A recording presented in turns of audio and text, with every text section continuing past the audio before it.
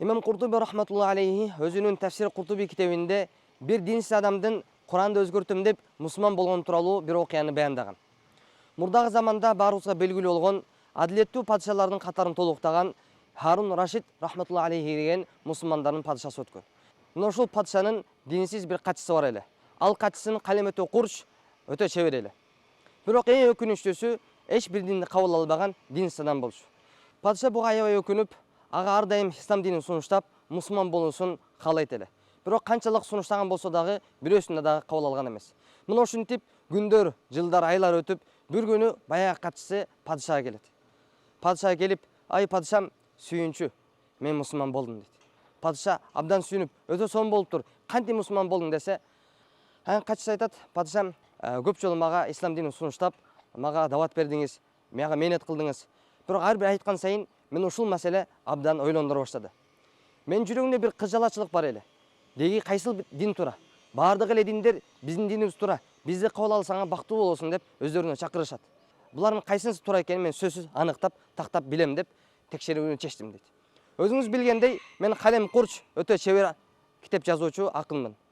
Мен ошентип ар бир диндин китебин алып өзгөртүүнү чечтим дейт.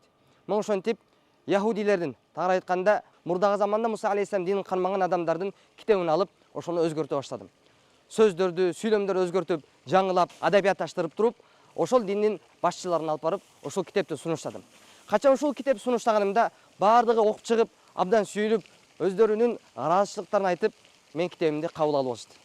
Андан кийин Иса алейхиссаламдын динин карманган адамдардын китебин алып, өзгөртө баштадым. Адабиятташтырып, сөздөрү кошумчалап, ачыктамалар коштум. Ушинтип китепти өзгөртүп, алардын башчысын алып барганда, алар дагы яһудилерден кем калбастан, мага көптөн сыйлыктар берип, китебимди кабыл алышты. Ошентип кезек мусулмандардын китебине Кур'ан-ы Керимге келди. Мен да Кур'ан-ы Керимди алдым, Аллах сактасын. Кур'анды алып туруп, Кур'андагы аяттарды, сөздөрдү, сүйлөмдөрдү өзгөртүп, оордуларын алмаштырып, өзүмдүн ачтамаларымды, сөздөрүмдү коштуруп, өзгөртүп, ошол заманда мусулмандарда Кур'ан-ы Керимди көчүрүп жазган бир дүкөнчү сатуучуга алып бардым.